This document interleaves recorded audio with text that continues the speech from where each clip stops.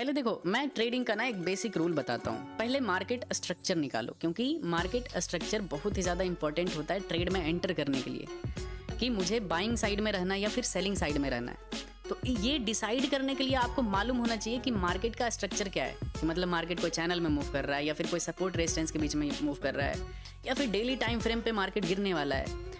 अगर आपके दिमाग में ये सिंपल सा मैप रहेगा ना, तो आपका एंट्री थोड़ा अच्छा होगा, मतलब आपका डायरेक्शन सही रहने का प्रोबेबिलिटी काफ़ी ज़्यादा हाई होगा। स्किल अडॉप्ट करने में टाइम लगता है, सीख जाओगे आप बहुत ही जल्दी। मैं 1 घंटे में आपको पूरा स्टॉक मार्केट सिखा सकता हूँ, लेकिन वो 1 घंटे को एब्जॉर्ब करने में हो सकता है 2-3 साल आपका चला जाए।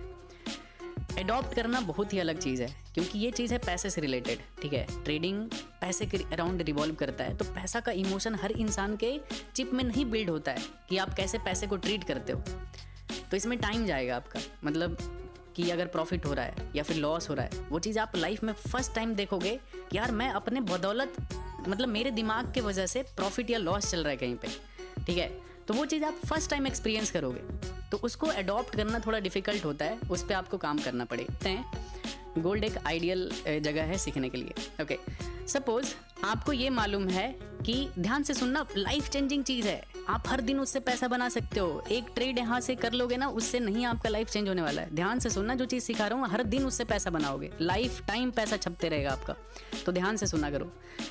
ये आपको मालूम है कि ये एक सेलिंग जोन है। ठीक है, यहाँ से मार्केट बहुत अच्छे से रिएक्ट किया है, मार्केट फॉल किया है। दूसरा सेलिंग जोन यहाँ पे आएगा, क्योंकि मार्केट जब भी इस लेवल को टैप करेगा, क्योंकि यहाँ पे इस प्राइस पे कौन बैठा है, सेलर, कि जब भी मार्केट आएगा मार्केट को फॉल कराने का ट्राई करेगा।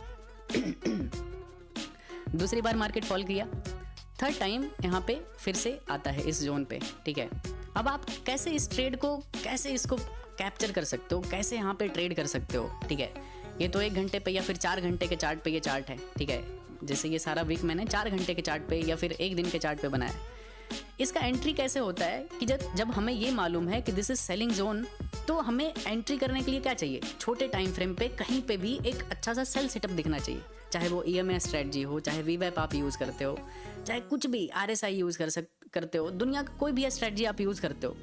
तो जैसे ही प्राइस उस पॉइंट पे आता है, आप वेट करते हो, या तो आप डायरेक्ट एंट्री कर सकते हो। अगर आपका रिस्क एपेटाइट उस तरह से है, क्वांटिटी कम रहता है, तो डायरेक्ट एंटर कर जाओ। टैप होते से ही आपका पेंडिंग ऑर्डर डाल दो कि हाँ मेरा यहाँ पे सेल सेटअप रहेगा। एक होता है ये विदाउट कन्फर्मेशन घुस जाना कि लॉस होगा, झेल लेंगे। ठीक है, दूसरा होता है कि आप पिन पॉइंट एंट्री करते हो, आप स्कैल्पिंग करते हो, तो आपका स्कैल्पिंग डिसाइड हो जाता है कि मुझे बस सेल करना है मार्केट में। ठीक है, जब भी मार्केट इस तरह का बनाएगा, यहाँ पे ऐसे जोन पे आएगा, तो मैं इस एरिया में सिर्फ और सिर्फ सेल करूँगा। ठीक है, अभी मैं आपको ये जोन को ना छोटे टाइम फ्रेम पे लेके चलता हूँ, जैसे कि 5 मिनट के टाइम फ्रेम पे लेके चलता हूँ। और ये जोन जो मैंने यहाँ पे बनाया था, अभी इस सर्कल को डिलीट करके आपको मैं दिखाता हूँ कहाँ कहाँ आप एंट्री बना सकते हो। अब आपको ये मालूम है कि मार्केट यहाँ से गिरेगा, इसका प्रोबेबिलिटी मोर देन 80% है।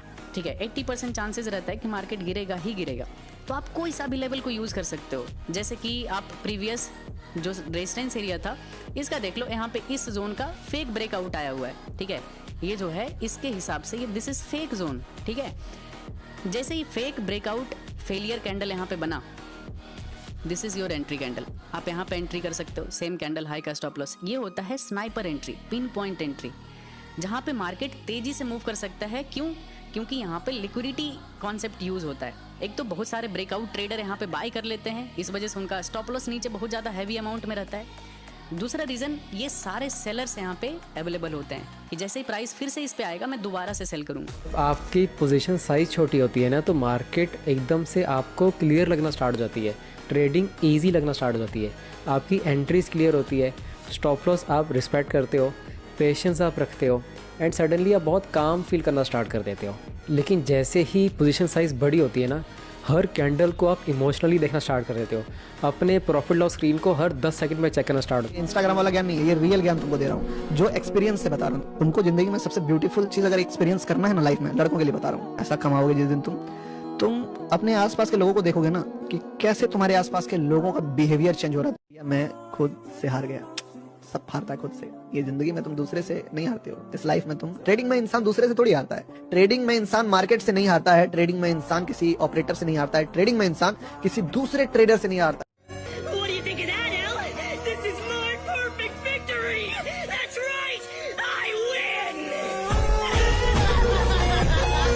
इतना इजी है इंडिया में ट्रेडिंग में करियर बनाना एज अ कंटेंट क्रिएटर। गाड़ी खरीदो, दैट्स इट, काम हो गया तुम्हारा। और बस उसको फ्लैक्स करो, बस फ्लैक्स करो। तुम्हारा स्किल तुमसे कोई नहीं पूछेगा। गाड़ी में बैठ जाओ, दिखा दो 10 लाख का प्रॉफिट बनाया आज मैंने, कौन सा इमली आम कटहल स्ट्रेटजी। दुनिया में 2 टाइप की लड़कियां होती हैं। तुम लोग दोनों को साइड पे रखो, पहले पैसे पे ध्यान दो। ट्रेडर अगर बन रहे हो ना, सबसे बड़ा चीज याद रखना, अच्छे समय का तैयारी करो या ना करो, बुरे समय से डील करने वाला बंदा बनना चाहिए। मेंटली तुमको इतना स्ट्रांग बनना पड़ेगा ना, अगर तुम ट्रेडर हो। इमोशनली बोलते हैं ना कि एकदम बीस्ट बनना पड़ेगा, वरना एक ठंडा, एक घटिया सीजन, एक लूजिंग स्ट्रीक। अगर ट्रेडिंग में कोई बोल रहा है मुझे 7 साल लग गया या 8 साल लग, 8 साल गया नहीं, लगता है समय। वो एक इन्वेस्टमेंट है। वह जितना ज्यादा आपका जड़ फैलेगा जमीन पे, उतना ज्यादा जब आपका कमाने का बारी आएगा ना, तो आप आसमान को छूओगे। और जितना कमजोर जड़ रहेगा ना, उतना ज्यादा आप समझ लो कि जल्दी आपका ग्रोथ रुक भी सकता है, उतना जल्दी आपका ग्रोथ रिवर्स भी। हालांकि मार्केट में अगर पैसा बनाना है तो there are only 3 ways: how to find great risk reward trades, how to execute great risk reward trades and how to hold great risk reward trade. सिर्फ ढूंढने से नहीं होता है, लेना भी पड़ता है, और सिर्फ लेने से नहीं होता है, उसको होल्ड भी करना पड़ता है। ये तीनों चीज करने के बाद ही वो रिजल्ट मिलता है। ना तो ये आपकी हॉबी है, ना तो ये आपकी पार्ट टाइम जॉब है। और अगर आप इसको हॉबी या पार्ट टाइम जॉब की तरह करोगे तो आपको वो वैसे ही ट्रेड करेगा। यानी एक बात हमेशा याद रखना, हॉबी जो है वो आपकी जेब में पैसा डालता नहीं, वो आपकी जेब से पैसा निकालता है। तो ट्रेडिंग को हॉबी की तरह ट्रीट करोगे तो पैसे जो है आपके निकलते ही रहेंगे। And that is exactly why हर एक दिन आपको चार्ट के सामने बैठना है, हर एक दिन आपको मार्केट्स को बिहेव करते हुए देखना है। अब जरूरी नहीं आपको पूरा दिन स्क्रीन के सामने बैठना है। आई अंडरस्टैंड कि आपके पास शायद कॉलेज का कमिटमेंट होगा, शायद जॉब का कमिटमेंट होगा। आपको डिसाइड करना है एक टाइम विंडो, आपको चूज करना है एक इंस्ट्रूमेंट या 3 इंस्ट्रूमेंट्स आपको चूज करने हैं, और उनके साथ आपको रोज बैठना है एवरी सिंगल ट्रेडिंग डे, चाहे आपके पास कैपिटल है चाहे नहीं है। एंड उस पर्टिकुलर पीरियड में आपको देखना है कि मार्केट कैसे बिहेव कर रहा है। अगर आप अपनी करंट नॉलेज से अगर आज ट्रेड कर रहे होते तो आप कैसे ट्रेड करते। That is the best course that you can do. वो करने से आप इतना सीख जाओगे जो आपको शायद कोई कोर्स नहीं सिखा पाएगा। And that is what we called as forward testing. अगर आप आज तभी मार्केट के सामने बैठ रहे हो जब आपको ट्रेड मिल रहा है, तभी मार्केट के सामने बैठे हो जब आपके पास कैपिटल है, आप ट्रेडिंग नहीं कर रहे हो, आप इसको हॉबी की तरह ट्रीट कर रहे हो। जब मेरे पास पैसा उड़ाने के लिए है, एक गैम्बलर क्या करता है, एक गैम्बलर कैसीनो में तब जाता है जब उसके पास पैसे उड़ाने के लिए होते हैं। And that is exactly what you are doing अगर आप चार्ट्स पे बैठ के मार्केट को फॉरवर्ड टेस्ट नहीं कर रहे हो तो। सो आपके पास एक होना चाहिए फिक्स्ड स्केड्यूल। आपकी बॉडी तभी बनेगी जब आप जिम एक फिक्स्ड स्केड्यूल के साथ जाओगे, डेज ऑफ नहीं लोगे, कंसिस्टेंटली वर्कआउट करोगे।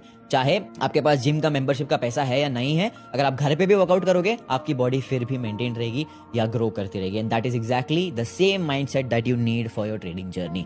उसके बाद जब आप ये पीरियड को यूज कर रहे हो ऑब्जर्व करने के लिए, आपको ये चीजें ऑब्जर्व करनी है कि ठीक है, अब मान लीजिए मैं गोल्ड को ऑब्जर्व कर रहा हूँ एवरी सिंगल डे 7 बजे के बाद, 7 बजे से लेके 10 बजे तक, इन 3 घंटे में गोल्ड में सबसे ज्यादा वॉल्यूम होती है।